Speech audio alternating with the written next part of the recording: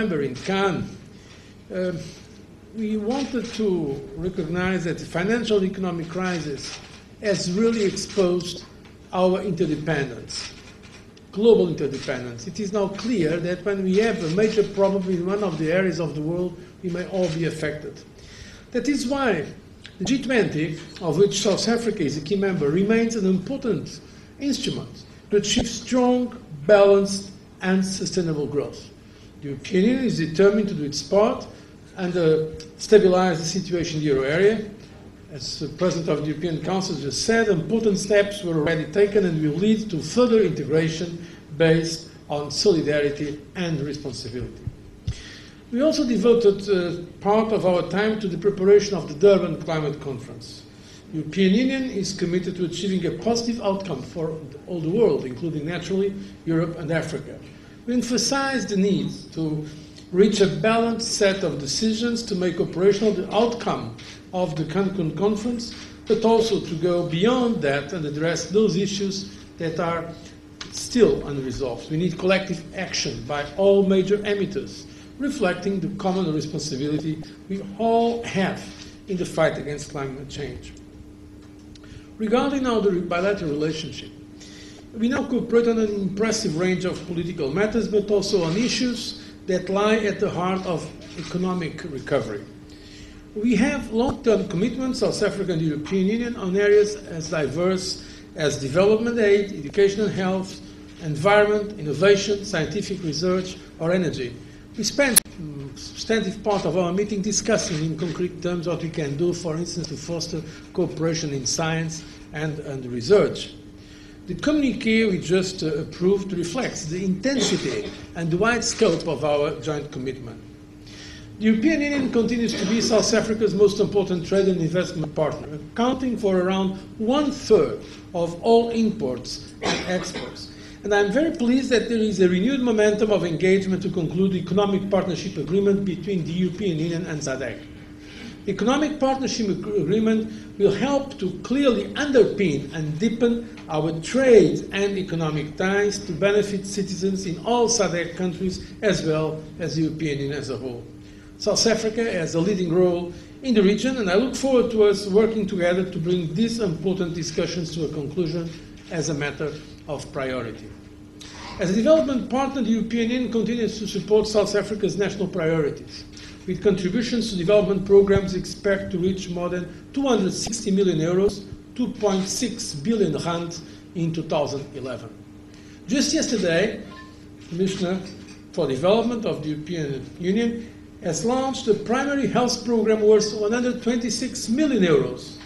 Tomorrow I will visit a primary school in Soweto, which is being financed under our primary education support program, amounting to 122 million euros. These are just two very concrete examples of our renewed commitment with South Africa. So today's meeting is really a testimony of the excellent relations between the European Union and South Africa. We have been able to tackle issues of common interest in a spirit of friendship and mutual understanding, while continuing and deepen and broaden as well our cooperation. I thank you for your attention. Thank you, President. We will have the first question for President Barroso, which comes from Reuters from Ilya. I would request that you try and keep your questions as short as you possibly can. Mr. Barroso, obviously, as Mr. Rambo has said, Libya has been discussed. But does the European Union has a view on the decision of African Union and South Africa not to recognize any official representative of the Libyan people? This matter was, Libya was one of the important subjects in our discussion. In fact, I was not leading contributor to the discussion, but let me tell you that, of course, we discussed this matter in the spirit of understanding. The kind of strategic relationship we have enables us to be very open and frank about our discussions, and I think we have agreed on some very important issues. The need now for have a real national reconciliation, to have a democratic development in Libya, and so I think we can agree on the future of our engagement with Libya. And of course, that does not mean that there were not, in fact, different approaches to the issue of Libya, and we're very openly discussing it during this meeting. Thank you very much. The next question comes from AFP for President Van Rompuy. Of the AFP, Christophe. Oui, bonjour. Christophe Redus, AFP. President Van Rompuy, the EPR trade agreement has been an ongoing issue for years, so you seem to be quite optimistic today that there will be a solution soon. I understand you don't have to give a date, but can you at least tell us what the next milestones are going to be in the process, which is supposed to lead you to an agreement? I think that the question for President Barroso was meant for me, that your question was meant for President Barroso. So I will answer on Libya.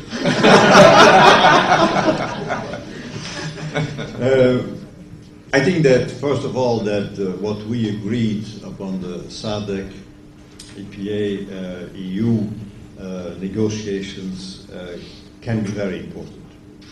In terms of regional cooperation, in terms of intra-African trade, and also in our bilateral relations, trade relations between the EU and the SADC community. And we will act as quick as possible. But after all what was said in the past, I think starting that process is quite an achievement in itself.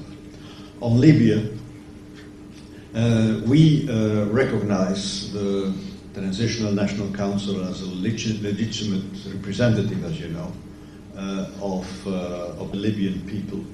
And we are even ready to recognize that they can take the place of Libya in the United Nations. But adding immediately that we also asked, and we haven't to ask it, they are saying this themselves, that as soon as possible they have to broaden the government so that they are even more representative for the Libyan people, starting then with the process of a new constitution and finally with new elections.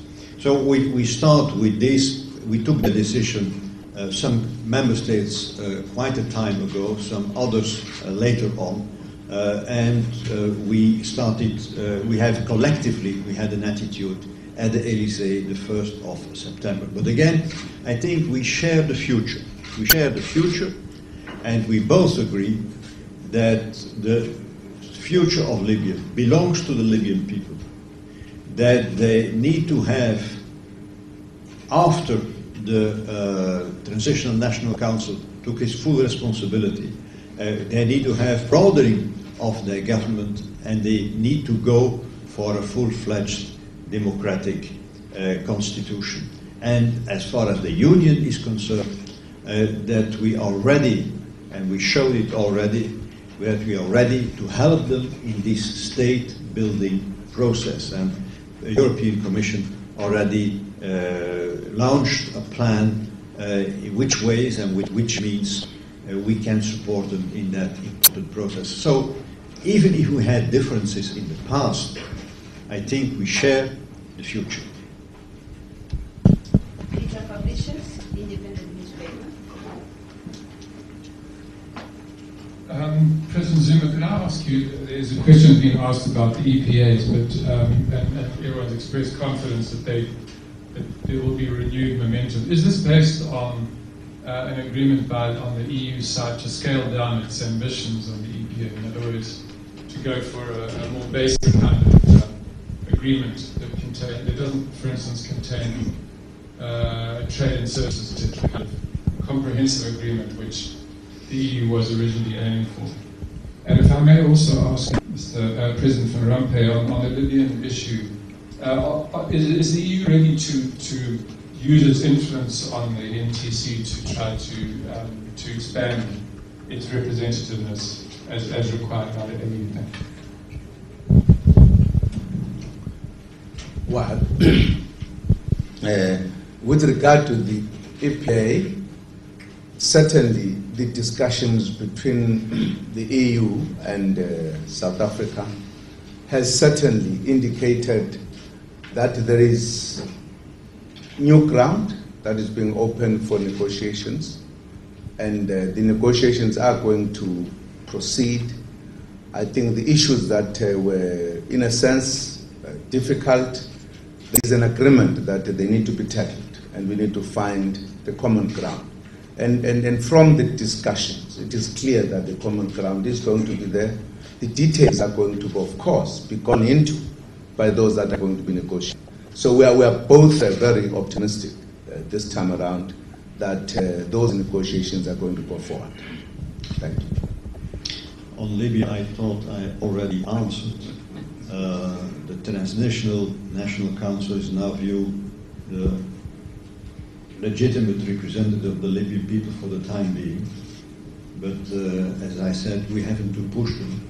They wrote it even in a letter to the African Union that they will go for a more inclusive government in an upcoming stage. Tommy Dixon of the SNBC. Mr. President, I appreciate Mr. Rupe can also respond.